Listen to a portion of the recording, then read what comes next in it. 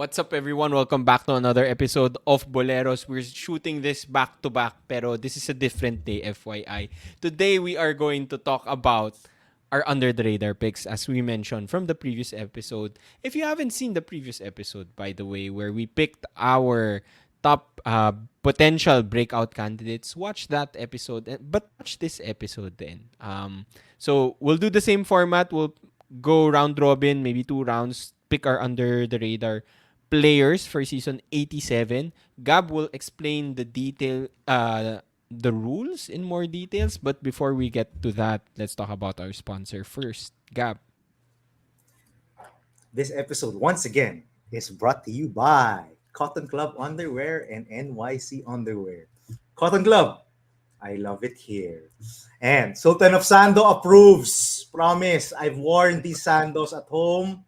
Sana kung pwede lang, sana sa office or sa labas magsuot ng sando lang. Wag naman, Gagawin please ko eh. lang. Gagawin wag ko naman. pero hindi pwede. Hindi pwede.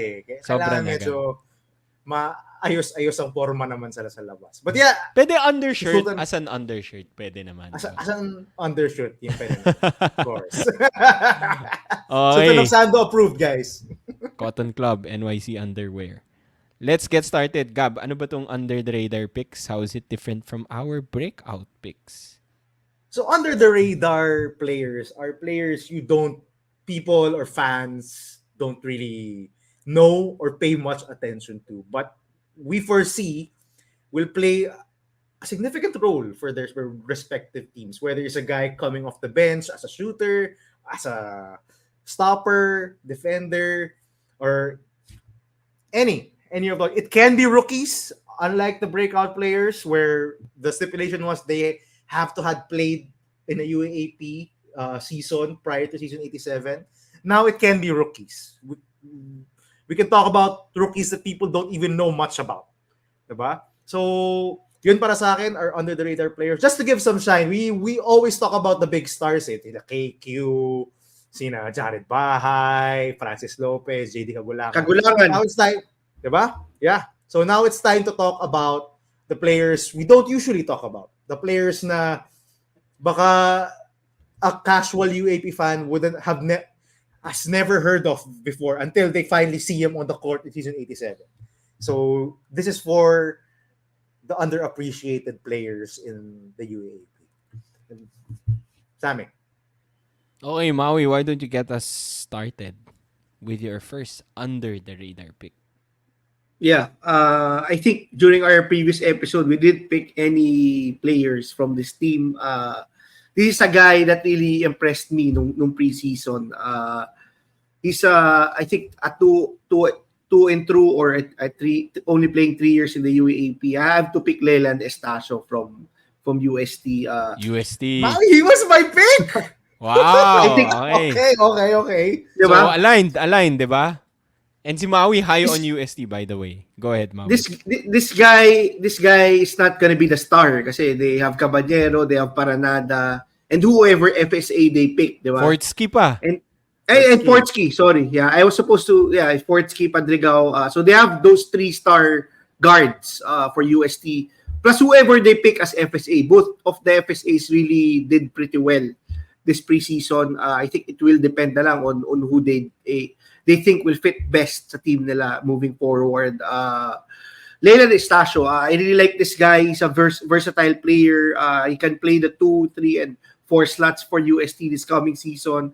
He can drive to the basket. He has that good outside shot. I think it fits very well with Padrigao, Paranada, and Caballero as that secondary or even the third playmaker on certain lineups. He can also be that knockdown shooter, that knockdown corner shooter. He had very good games during this preseason. I think a ton of games where he scored double figures. I wasn't even sure who this guy was until we finally was able to He was watch. the MVP, Maui, in, I think, the Pinoy Liga Next Man Cup. I think he was the MVP or Finals MVP or whatever. Oh. So doon pa lang pala nang gugulat na si Leland Estacio. They didn't play yung Pinoy Liga Cup, but they were there nung Phil Oil. And I really like how he plays the game. He can do a lot of stuff on the court. and he will definitely be a pivotal part of UST this coming season. I expect this guy to probably score between 8 to 10 points. Hit a couple of outside shots, get a ton of rebounds. I like the way he plays kasi he's very versatile. He's a wing player, very perfect for that Pido offense, 'di ba? If you follow UST since the first time Pido coach, Pido loves those long wing players who can dribble, who can get to the basket, and most importantly, hit that 3-point shot, 'di ba? I think he fits perfectly in well with all of their star players, and I wouldn't be surprised if he even surpassed yung scoring of Baby Paranada this coming season. I'm excited to see what happens to UST. Ito na ata yung totoo. Hindi na ata tayo na budol kasi we saw that sa Phil Oil finally, di ba? And we saw that they have firepower to contend as a potential dark horse Final Four contender, or even more if they click at the right time. I'm expecting a lot of things for UST. I believe that this is probably gonna be the year that they finally crack the Final Four, and we'll see. But I believe that for them to contend, it's not Cabanero and Padriga will get their numbers. Their FSA will get their numbers. It's gonna be about that other players like Paranada, Estacio, Andrews, a ton of them. But I expect Estacio to be a pivotal part of this team come season 87. And I'm gonna add, because he was my pick. He was my first choice actually. He was one of the players I was thinking about when I was thinking of an under the radar player, because yung tama si Maui, he's not a big name in UST. Mahmoud, Cabanero, Padrigao, Paranada, all of these guys are big name Manaytay, guys na alam natin na main cogs talaga sa UST. But in the preseason, Leland Estacio has been so impressive. Yung tawa si Maui, he's a do-it-all guy. He can run the pick and roll. He can shoot. He can be the lead playmaker if needed. He can cut to the basket. He can be an off-ball guy.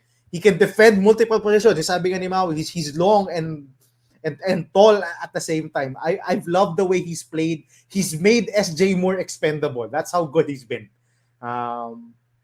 Pero mas matunog pa rin si SJ Moore. This off-season, di ba? Despite the mas popular si SJ Moore, mas magaling itong si Leland Estacio by far. I don't think SJ Moore has the playmaking chops of a Leland Estacio. And perfect at his game is very adaptable. Sabi nga ni Maui, if they need him to be a corner shooter beside a Cabanero or a Padrica, we can do that. If we need him to be the bench playmaker, the guy off the bench who just runs the offense, he can do that as well. So I love it. Probably a lot of UAP fans, unless you're from UST or really a diehard UAP fan, you have probably never heard of a Leland Estacio. Baka si Penny Estacio kilala nyo pa. Pero ito si Leland Estacio, baka di nyo kilala. So, I think magkaiba yan, ha? Magkaiba yan. Si Penny Estacio is going to San Beda. Oo. So, baka lang ma-surprise mga casual fans. Sino itong Estacio? Ito ba yung nasa Lasal natin? But no, he's a different guy. And I think he will surprise, definitely. Sammy? Nothing to add there. Definitely surprised me during the preseason. Gab, you mentioned it. Basically, they have a lot of stars that have a lot of expectations, diba? The returning Fortski and the returning Paranada, obviously Nick Cabanero and the other guys there.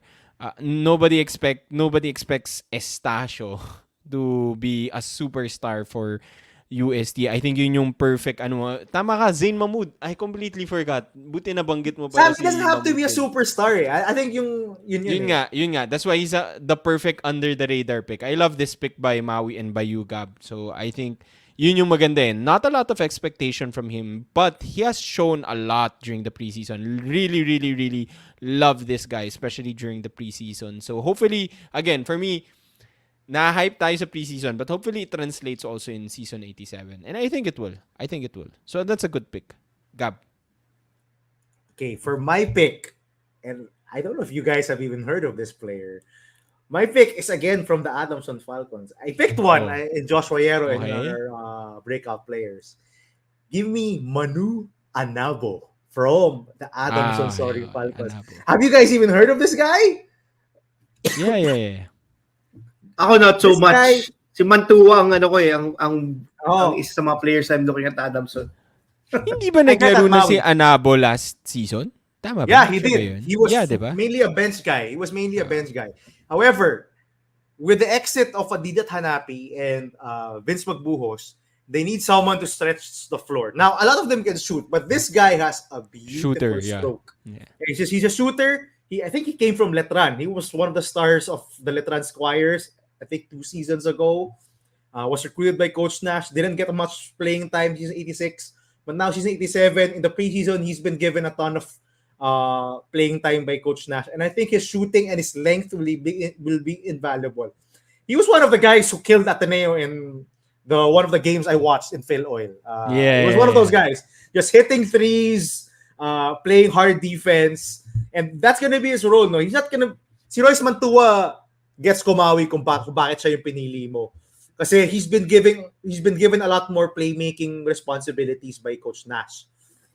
Si Anabo, more of the Vince McBuo's role. Guy na nakaabang lang sa tres, titira ng tres, and he can shoot it. This guy is a beautiful shooter of the basketball, and I think come season 87, he'll have one of those games na parang ginawa ni Vince Magbuhos in the past few seasons na he'll hit 6 threes bigla. And people will be like, whoa, who the hell is this guy? Who's Eman Anabo? And they will be shocked. So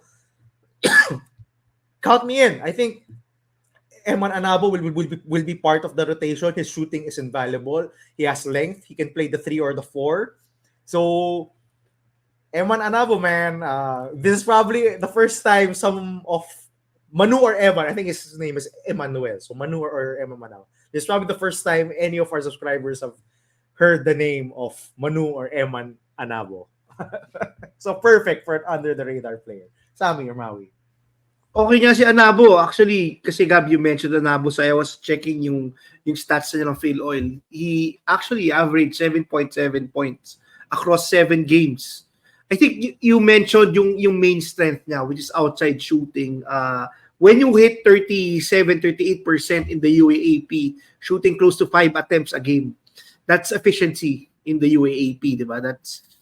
So he will definitely, if he continues to shoot like this, he will definitely be a big part of Adamson come season 87. I'm just surprised that I wasn't able to get the name of this guy nung Phil Oil with all of the games that we watched, di ba? But I guess that's the definition of under the radar. Diba? Oh, exactly. Sammy, any inputs on Manu Anabo?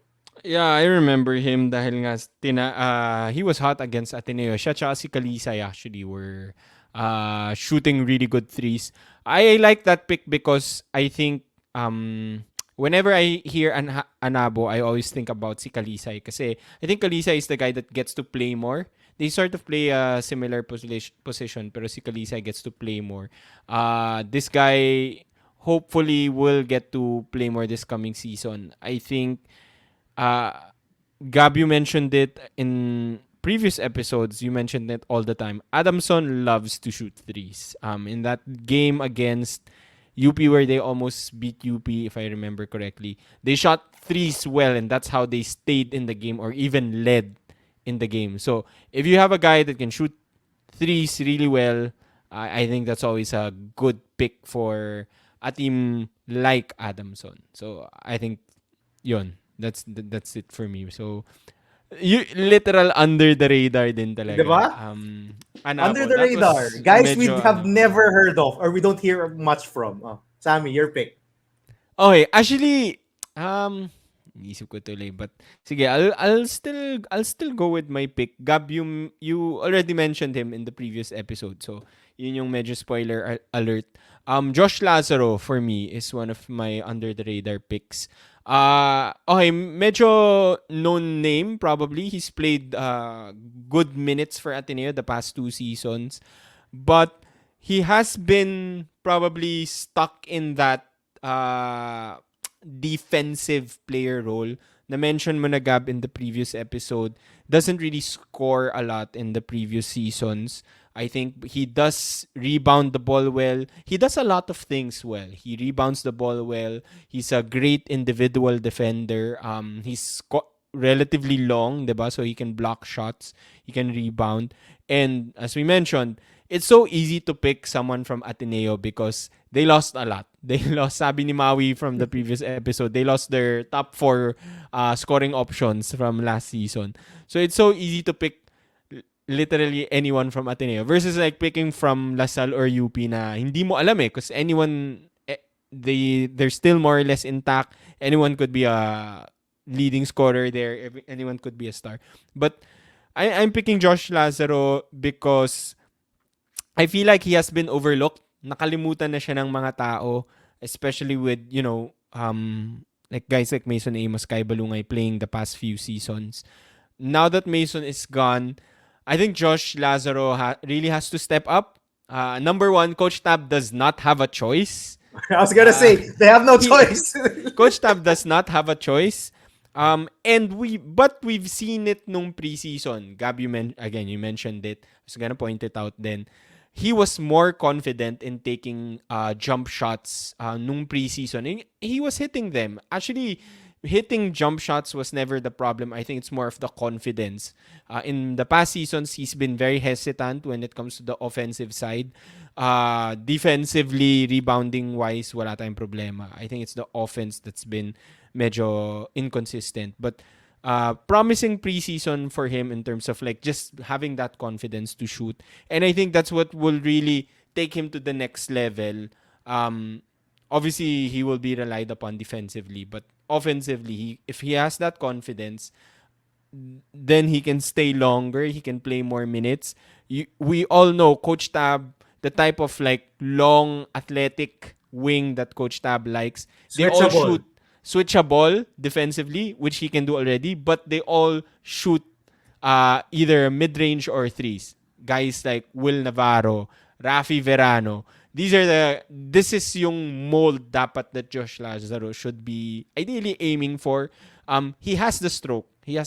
Stroke. He just needs to be more confident about it. And he will get touches now. For sure. Kasi wala nang iba. I got nag-comment ka na last episode, Maui. Anything you wanna add there? Yeah. I think tama yung sabi nyo, Ateneo has no choice. There will be a lot of breakout players and under the radar players from Ateneo. Probably most of them will have big years, bigger years than season 86. That's a byproduct of losing your top 4 scorers from the previous season, diba? We don't even know if Ateneo has an FSA lined up. I think si Gab shared to us a picture where Balogun was already part again of the team, but we haven't seen Balogun most of the offseason because of that back injury and some other rumors, diba? I really don't know what to believe anymore. But if Ateneo has no FSA, then definitely a ton of players will get a lot of opportunities. One of them will definitely be Josh Lazaro. I think yung game against Lasal ng Phil Oil, despite it being a blowout, that was his breakout game for this offseason. If he can be that aggressive, if he can be that more consistent with this mid-range shot, then maybe he can surprise a ton of people. People forget Josh Lazaro was a do-it-all forward nung juniors. He was highly recruited also, but I think he had to deal with some personal matters, kaya he struggled after his sophomore season. And so maybe this is his bounce back year. Hopefully, he finally gets healthy. He was unhealthy kasi nung start ng off-season. I've been hearing raves about Josh Lazaro's mid-range shot and Ateneo deciding to try to expand yung shot niya to the perimeter. So we'll see. Right now, Ateneo is really, we don't know. Much as we want to give you information on Ateneo, we don't know what will happen now that Mason Amos also has decided to leave the ship. Diba? We don't know which players will break out. We just know what happened during the Fail Oil tournament. But anything can still change, diba? Drew Bongo used to have very good off seasons. Gio Chu had good off seasons, but it didn't translate to UAAP. So it will all depend what happens come first round in the UAAP. But Josh Lazaro is basically more proven than all the others in my opinion. Kasi at least set na yung role niya, di ba? They know what they're going to get with Josh Lazaro. If he can provide a scoring punch, that would be beneficial for Ateneo's chances. Gab. Are we gonna pick another one? Are we going on another round, Sam? Yeah, we'll go another round, but before that, Gab, let's talk about our sponsor. This episode is once again brought to you by Hype 24/7 Fitness. Feel the hype. And when you see this gym, guys, you will feel the hype. Complete equipment. I love it. All the stuff I need for a good workout are there. If you just want to do straight up cardio, you can do it.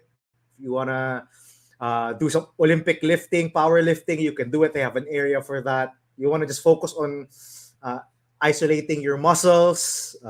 They also have an area for that. They have a lot of machines that you can do that on. So check out Hype 24/7 Fitness. Sultan of Sando approved. 7. Sultan of Sando approved.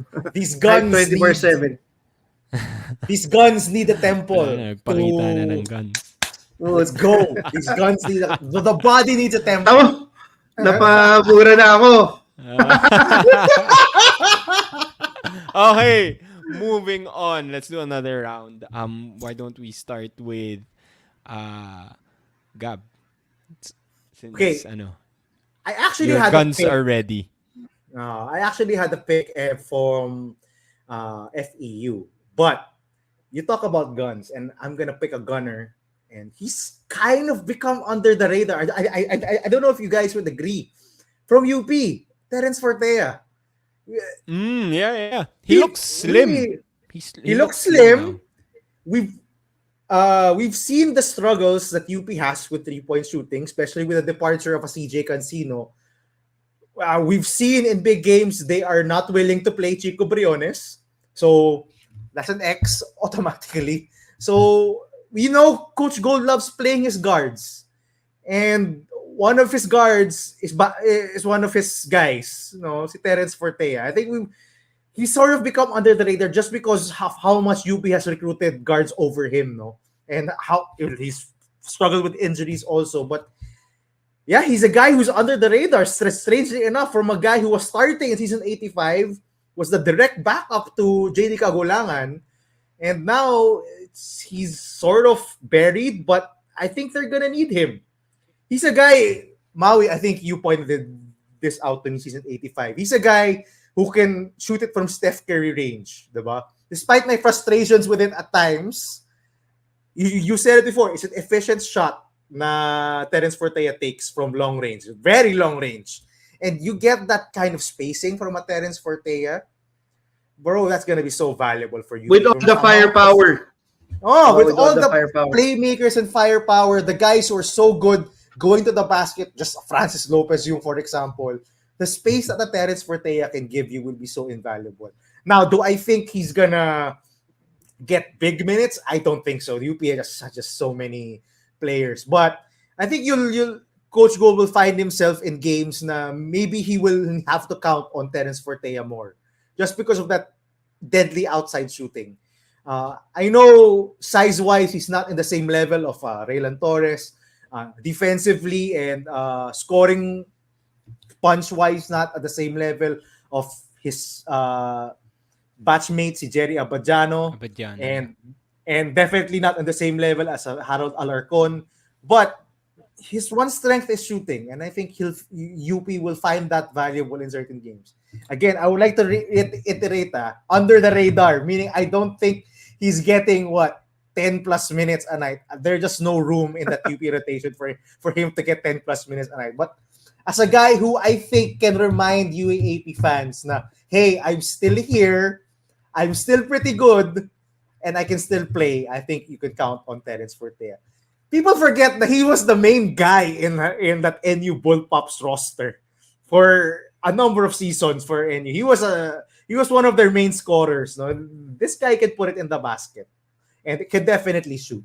Maui, let's go with you. What are your thoughts Nagulat ka ba na si Terence Fertea yung nilabas ko? Yeah. Ikaw Well, lagi nagagalit sa kanya eh. we haven't. A lot of people haven't been talking about Terence Fortea, so he could be that potential under the radar player. But I have to agree with what you said. Where will the minutes come from, diba? I think UP has a very established lineup based on how they ran the rotation. No Philo, especially during big games.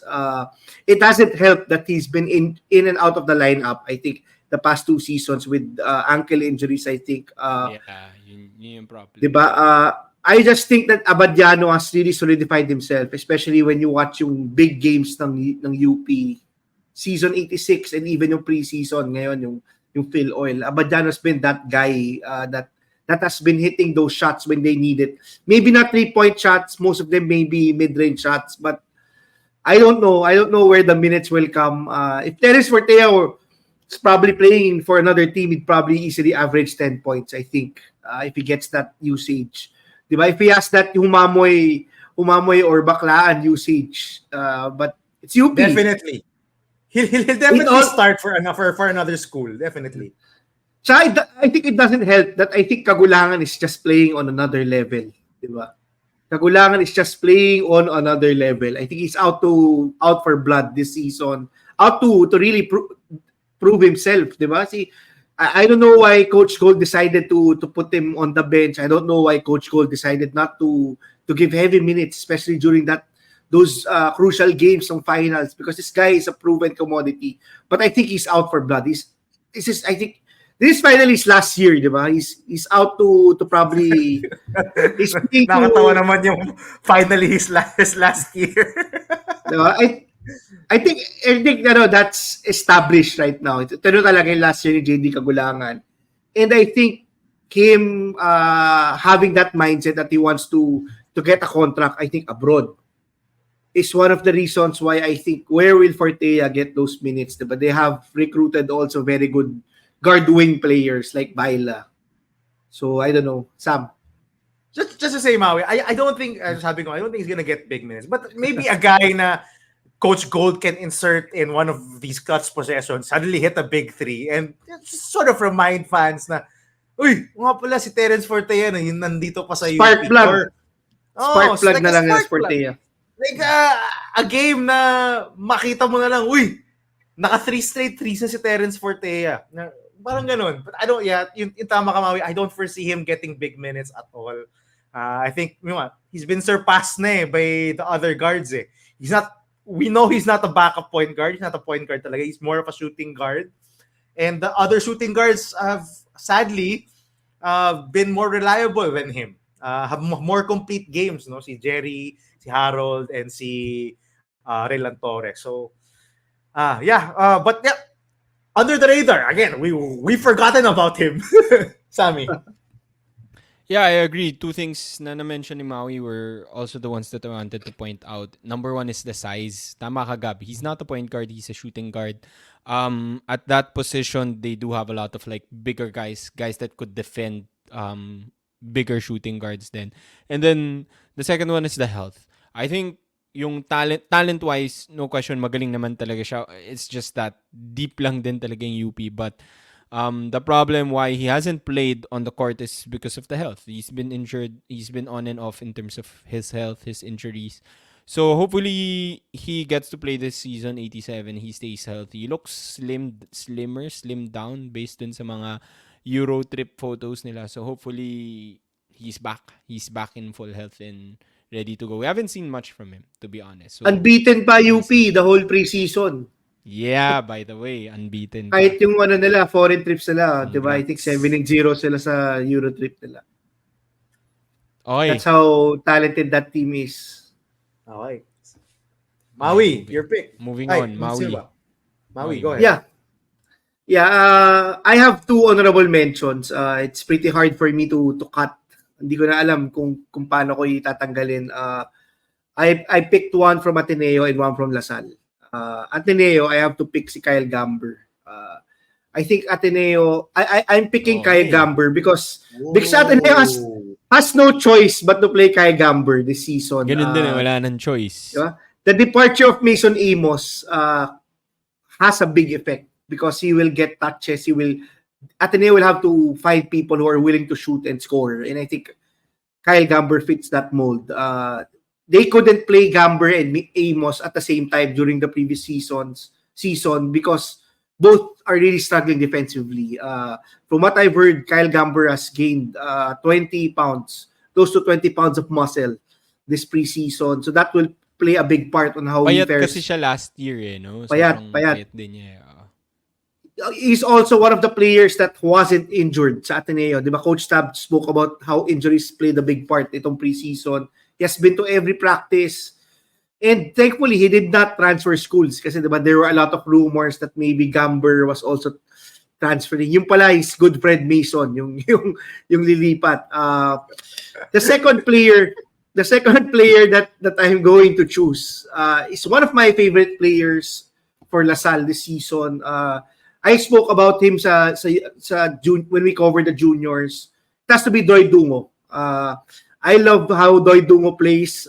It's actually I'm actually sad that UST is not gonna get Doy Dungo because Doy Dungo looks like that forward that Pido Holencio loved.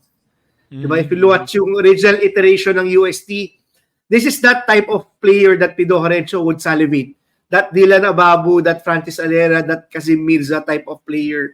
That's Doy Dungo. That forward was that outside shot who can get to the basket, who can rebound. I think he fits really well with Kevin Kiambao as that outside shooter, and potentially he would also guard the top players from the other schools. With the departure of Policarpio, there will also be a lot of shots available for LaSalle. Kevin Kiambao can shoot 25 times a game. And I think si Kevin Kiambao doesn't play that way naman diba? He doesn't like forcing a ton of shots. He likes to get his teammates involved. So I see a player like Doy Dungo or Abadam probably breaking out for LaSalle. But I'm putting my bet right now on Doy Dungo. I think this guy showed enough in the preseason. There's a reason why Coach Topex decided to start this guy during the Phil Oil tournament, diba? And play him every minute, even in big games. I love those picks, Maui, because they sige, yung let's go muna to Doy Dungo. I've loved him since I started seeing him play significant minutes for LaSalle. Nakita mo talaga yung skills ni Doy Dungo No, he can run the pick and roll. He can be that corner shooter, similar to Estacio, like what UST has in Estacio. A guy who can fit any role that's given to him. I think that's Doy Dungo. You want him to be a defender. You sabi mo nga, Maui, the guy to defend the best guard on the other team. He can do that. He's shown the ability to shoot, which I think surprised all of us. Diba? Coming from high school, when you saw him in the juniors division, he wasn't really that guy na slasher. More of slasher. You do it all forward. Just really take over the offense. You just roll niya. And he had to because he was the best player on that UST juniors team. But now he's not the best player. Biglang lumalabas yung other facets ng game niya. And one of those is the shooting.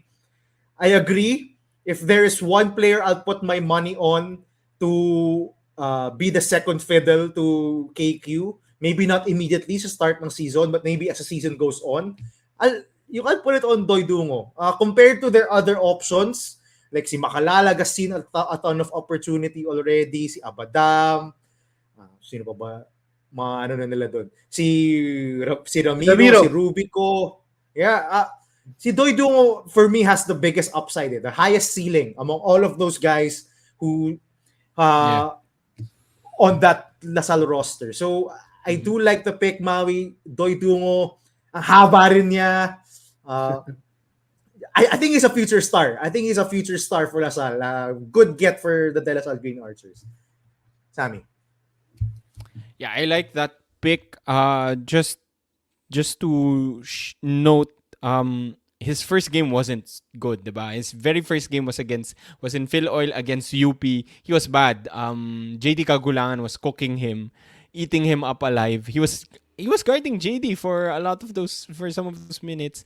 But kita mo, it made me question Sabi ko, bakit biglang linaro to ni Coach Topex out of nowhere? Rookie, ibabantay mo kay JD Kagulangan. You let him play his first game against UP. Obviously, there's a lot of pressure there.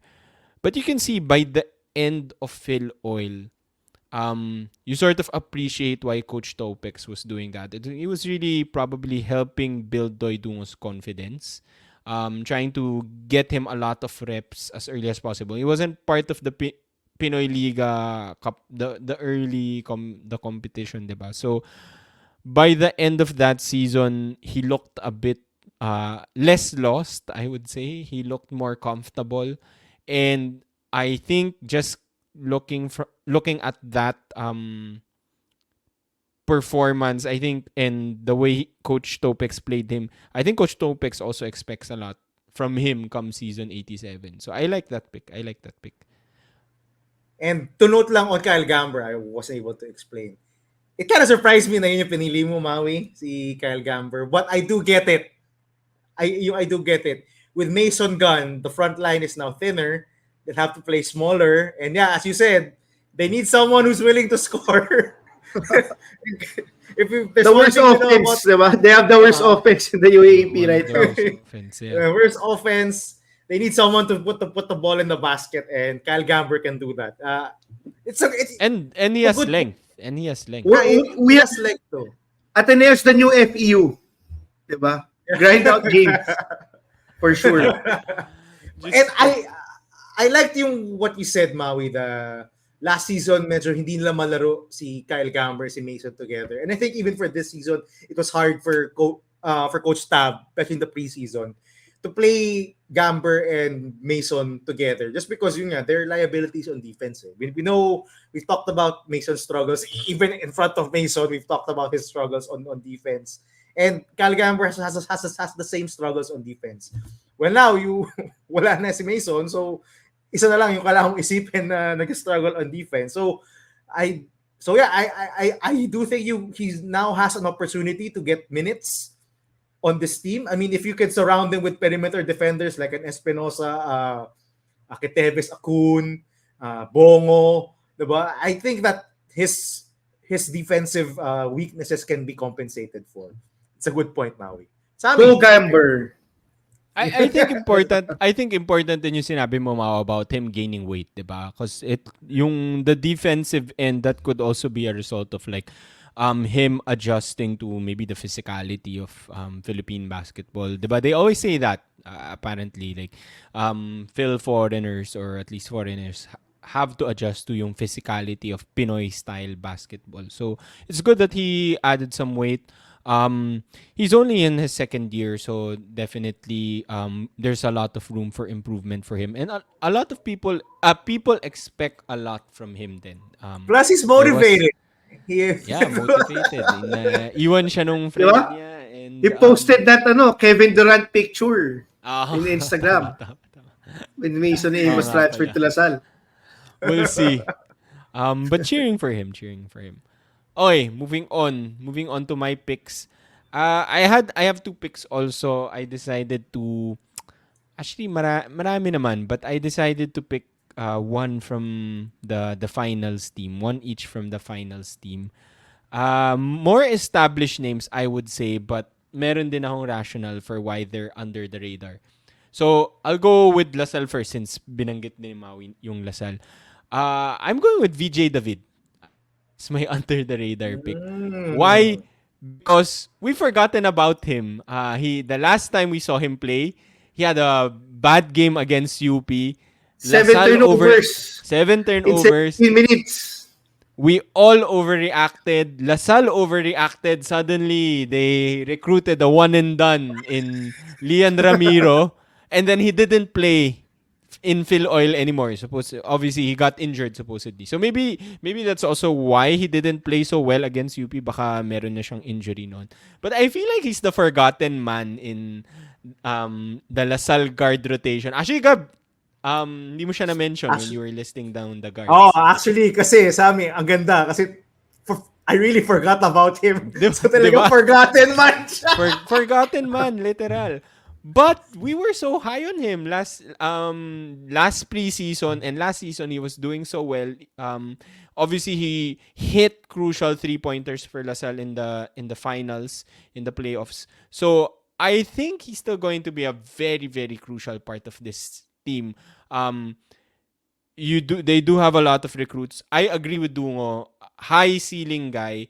The other guys like Sina Ramiro, obviously there are expectations for them to contribute. But this guy is proven. He's proven it in the biggest stage in the finals last season. So I think despite that really, really bad game against UP at the start of Phil Oil, I think he will still be.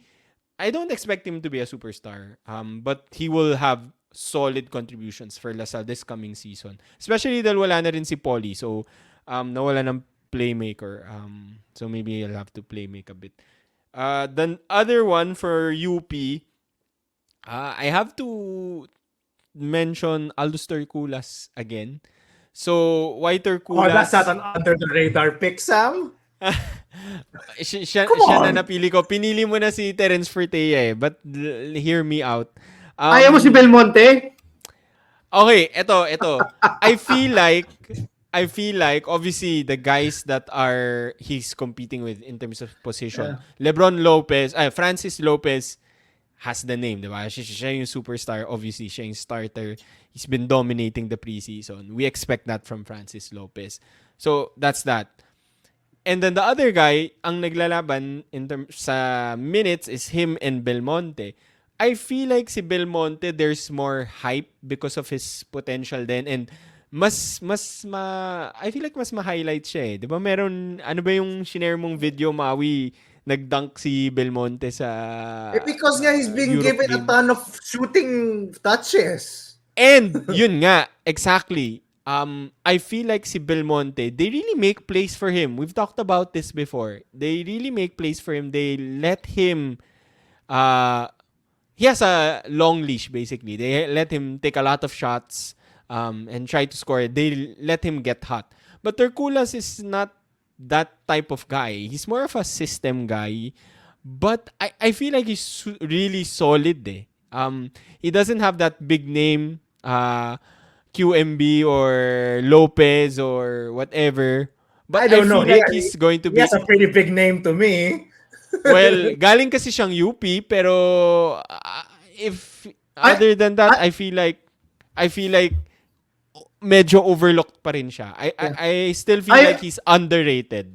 I would agree. I would agree with Sam. Diba? When you talk about UP, when most people talk about UP, you don't talk about Terculas, but yung contributions si Terculas have been really underrated the past few seasons. I think he's out to prove himself also this season.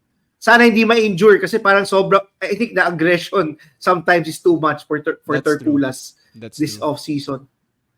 Yeah, Okay, so he's my pick. I feel like he's underrated. But Gab, go ahead. So, Sorry, go ahead. So yun yung ating first disagreement in 2 episodes. I don't think he's an under the radar player. Okay, fair enough. I think if you've watched UP, and I think you do, in big games, he's the guy. It's not Belmonte. I mean, 2 Lasal games this preseason, we didn't even see significant minutes for Belmonte. It's just Terculas and Lopez. And I think in that first Lasal game in the start of Phil Oy, it was actually Terculas who played a really one hell of a game. So if you're a UAAP fan, you know about Aldous Terculas. I don't think he's under. You should. You should. De, pero it's ano eh. From the people I speak to also, kaya they don't mention naman Terculas most of the time, but it's very crucial for me. Hindi kasi matunog nung ibang mga pangalan. Maybe not under the radar. Maybe more of underrated. Underrated. Sige. Underrated. I think, that tama si Maui. Not under the radar, but more. I still think despite yung minutes niya, despite how much he's shown, I think he's underrated. Super underrated player for you. Okay. Fine. I still don't consider agree to disagree. Agree tayo to Gets ko naman. I wanted my last. He started last season in games over Lopez. Totoo naman. I just wanted the last 2 picks to be controversial din. Medyo controversial. Pero yung BJ David pick was really good. Yung BJ David pick was not controversial. Go, Maui. Ako. Yeah. Okay ako doon. Yeah, I think yung BJ David pick. The fact that Gab forgot about him, the fact that I picked a lot of Lasal players, di ba? I mentioned a ton of Plasal players sila Abadao, not even BJ David. This guy was probably more pivotal than all the players we mentioned from last season, di ba? Exactly. He was Good point, Maui. more even than Policarpio sa finals, I would say. Sa last season. Oo nga, that's Sa, true. sa finals, sa finals. I guess Sa finals. the whole season siguro si Policarpio was more valuable. Yeah, Anyway. that's true. Good point. Okay, that's it. So we end the episode there. I hope you enjoyed that episode. If you guys have your under the radar or sige, underrated pick, let us please comment down below. Let us know if you agree or disagree with our picks, yung mga controversial picks ko. Pasensya na. Please let us know. We love to reply also. Stay tuned for more episodes. Malapit na UAAP. It starts, I think, September 7 according to Gab. Tama ba, Gab? September 7. So, definitely, Less as we than build 2 up to months. this, less than 2 months. Yes. Shit. Finally, ito na. So, as we build up to that, we'll do more content. So, please, like, comment, subscribe, share with your friends. We'll see you again next time. See you.